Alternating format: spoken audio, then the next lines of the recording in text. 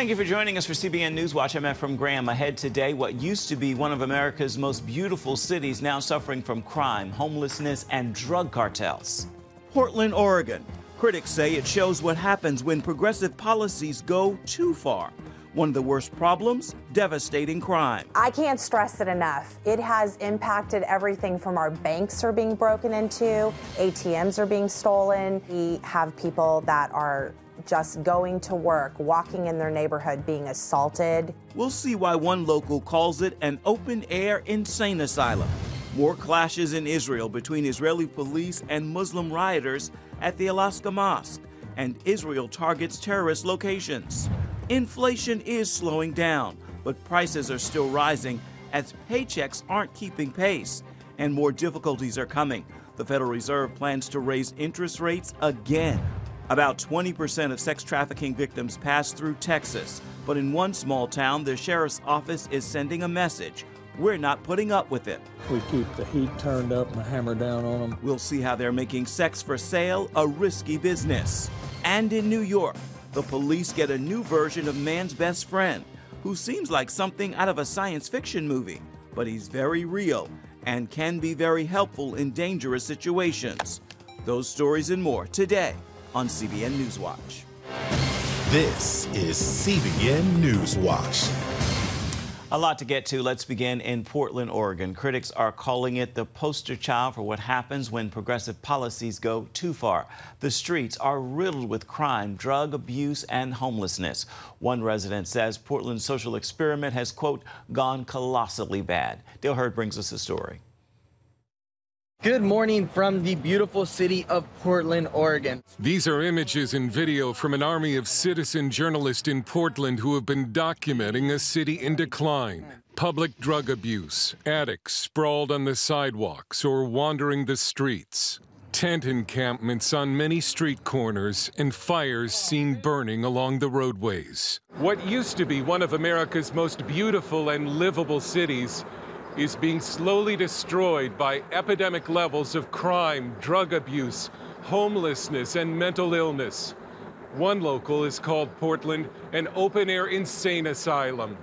We went to one of Portland's many tent encampments with drug and alcohol counselor Kevin Dahlgren, who's trying to help the city's addicts. Many of the tents you see here are supplied by Multnomah County. Dahlgren believes at least some officials are okay with what's happened to the city. How could they not be okay with it for as long as this has gone on, right? Every day we walk past these camps, we see people languishing and dying on the streets. That is not okay. Every year we say this is a state of emergency, right? But who here is treating it like a true state of emergency? Dahlgren says activists actually put up empty tents to attract more tents. That is a common practice, to erect tents to invite homeless to be homeless, right? And that makes our job now 10 times harder. They will just erect the tents in hopes that a person will find the tent and move inside. During our time with Dahlgren, he met one homeless man who said he was given a bus ticket to Portland by the city of Billings, Montana. Portland has become a mecca for addicts and drug dealers who have migrated here from across the country to take advantage of weak drug laws.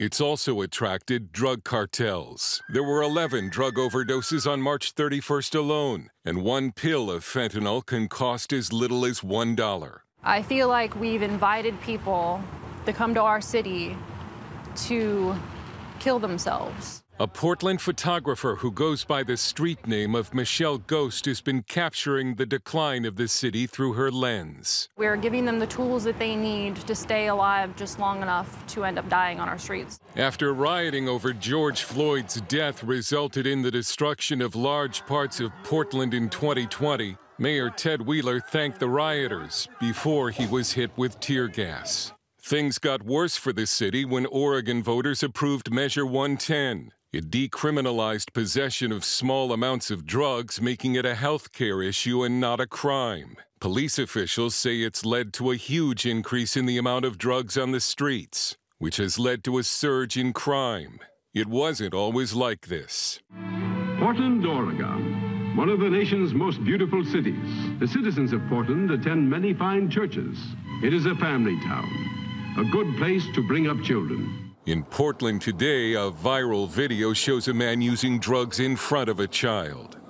Just last week, a man beat someone with a golf club in front of this Portland restaurant. The nervous owners then offered the attacker hot coffee, which he dumped on the victim. 79% of businesses surveyed in Portland have been victims of vandalism or break-ins. 19% have been vandalized at least 5 times. Our business has been vandalized over half a dozen times. We've had 5 burglaries in our business. We've had over $100,000 worth of impact. Walmart and Cracker Barrel are part of a wave of businesses that have fled the city. More than 2,600 downtown businesses have left. I'm very frustrated with what's going on. Tech company owner Gabe Johnson is also looking to relocate. By us continuing to keep our business in the Multnomah County and the Portland city limits, we are giving money to the problem. And so we're going to move. Portland's social experiment, this progressive experiment, has gone colossally bad. Jeff and Angela are Portland business owners and community reporters with PDX Real. I can't stress it enough. It has impacted everything from our banks are being broken into, ATMs are being stolen. We have people that are just going to work, walking in their neighborhood, being assaulted. Lax laws against car theft have made stealing cars a growth industry in Portland. 1 out of every 2 police stops in the city involves a stolen car. We went to one of Portland's former CHOP sites with Nick Haas, the founder of Guardians Theft Recovery, a community-based group that has helped recover more than 700 stolen vehicles. This is the site of the Midway CHOP operation. The Midway CHOP operated for about 6 to 9 months, and our crew estimates about 250 to 300 stolen vehicles were illegally processed and cut up into pieces at this site. And they knew that there was basically catch and release. If you got caught with a stolen vehicle, you're going to get booked, you're going to get held for about 48 hours, you're going to get put back out on the street. So it kind of became like a candy land for them. Critics call Portland the poster child for what happens when progressive policy goes too far. Portland officials are now conducting tent sweeps to clean up the city, and some believe Portland may be turning the corner. But drug abuse, homelessness, and crime remain high. One writer asked, how long does it take for a city to die? Dale Hurd, CBN News, Portland. Coming up, Israeli Prime Minister Benjamin Netanyahu temporarily banning Jewish tourists from the Temple Mount in Jerusalem after clashes between Muslim rioters and Israeli police. We're going to have that story for you and more when we come back.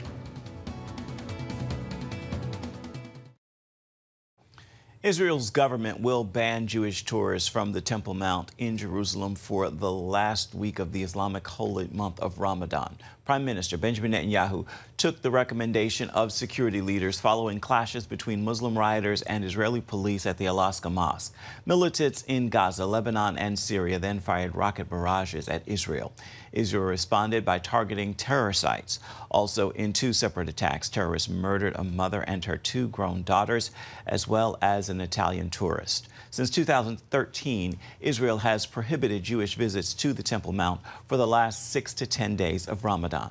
More than 3,000 Jews visited the Temple Mount during Passover this season, a 32% increase over last year.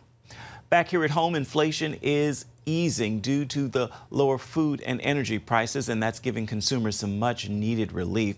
But people are still falling behind because salaries are not keeping pace with the rising prices. And it looks like the Fed is still on track to raise interest rates at least once more. CBN's Wendy Griffith has that story.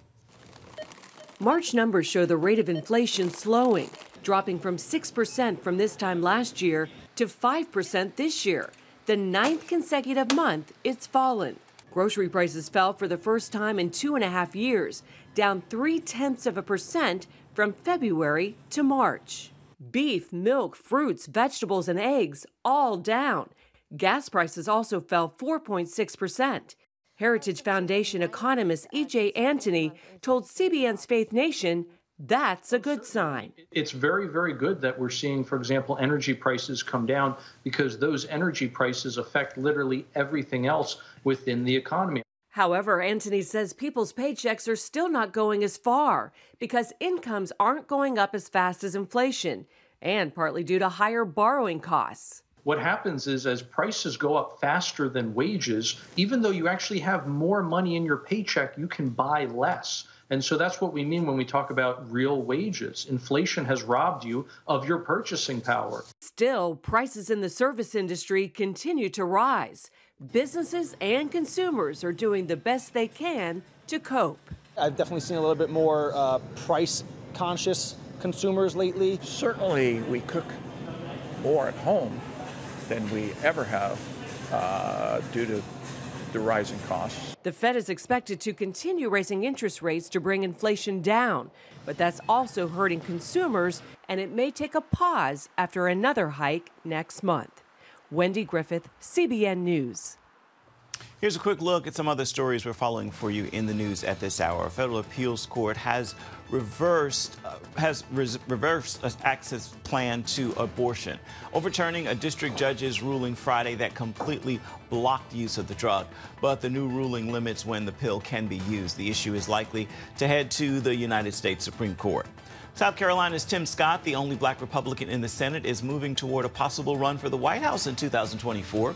He's forming an exploratory committee for president. He joined several other candidates challenging former President Donald Trump, who remains the front runner. And in Tennessee, the second of two black Democrats expelled from the Republican-led House has been reinstated after being expelled following a gun control protest on the House floor. Still ahead, an important story from the border crisis, a ride along with Texas detectives you don't want to mess with. See how they're cracking down on sex traffickers in the first state to make buying sex a felony. We got the story when we come back. About 20% of sex trafficking victims pass through Texas, but in one small town, a sheriff's office is sending a strong signal: not in our backyard. Officers there are aggressively enforcing a law that makes buying sex a felony. CBN's Tara Mergener takes us on a ride along to see them in action. We do want to warn you, some of what you're about to see is disturbing. Texas is the first state in the country to make buying sex a felony. It's a crime that can be easy to miss unless you know what you're looking for, with the victim often punished too. But not here in McLennan County, where a sheriff's office detective is changing the game. Sex trafficking often conjures up images of big city crime committed quietly under the cover of darkness. But it's happening in small towns too. It's almost easier to order a human being than it is a piece of pizza at this point. Often in plain sight. We keep the heat turned up and hammer down on them. Put your hand up now, smoke your... McLennan County sits between Dallas and Austin. Is this a case where don't mess with Texas applies? Don't mess with Texas, yes, especially Central Texas. With a sheriff's office in Waco making sex for sale risky business. We'll see very often where they're saying don't go to Waco because you run the risk of getting caught.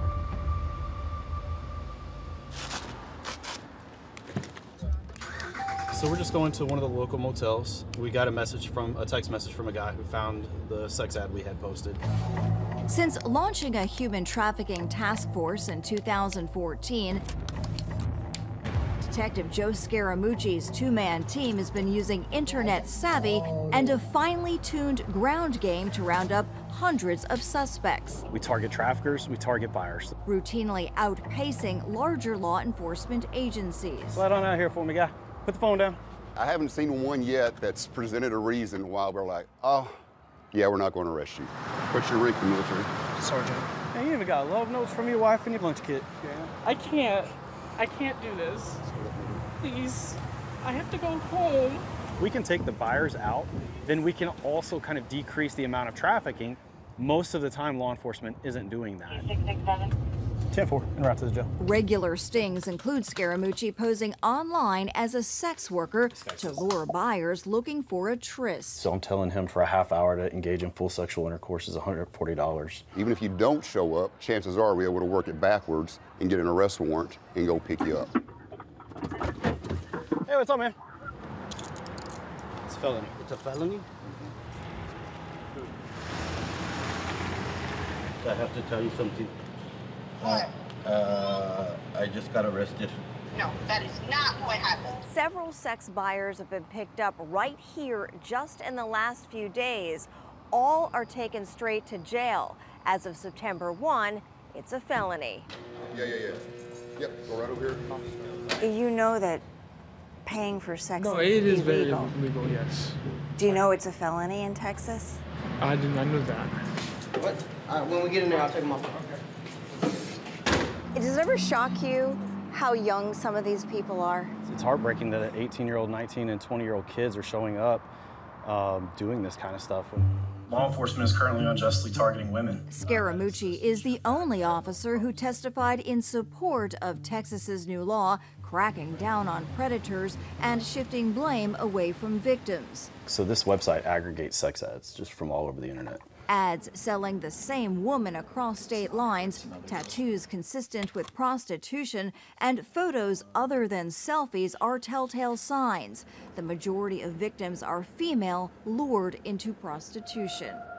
And then there's a girl that I've been watching for a while. This one features an X-rated video with a man Scaramucci believes is her pimp. Quick detective work reveals the two are at a nearby motel. When are y'all hop in with me real fast? Should we change your locations? We catch up with them at a gas station.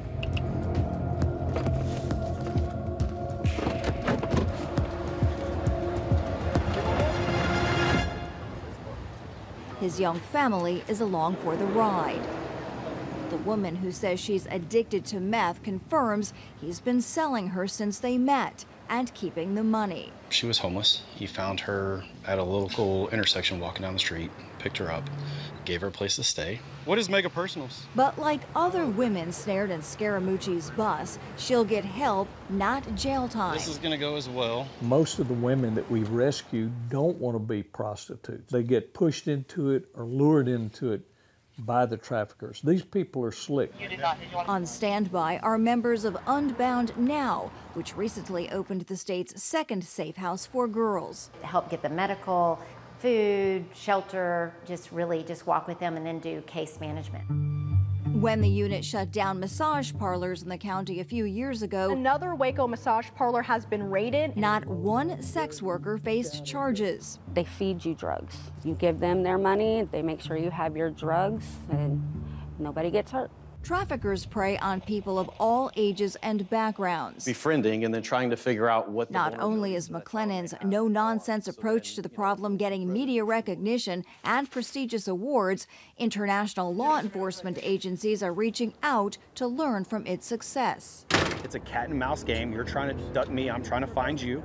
And we got to get help for a victim of trafficking, right? So that's a huge success on our part. Still, the work is daunting. If you can get that one sexual deviant that is hitting up the 12-year-old girl, there's going to be 10, 20, 30 more behind them. In Texas alone, tens of thousands of victims are minors, many peddled through the darkest corners of the internet. Yeah, my name's Joe Scaramucci. I'm a detective with the Sheriff's Office in Waco, Texas. This time, the trail leads to a retail employee in another state. Well, the problem is I have your IP address. That's why I'm contacting you.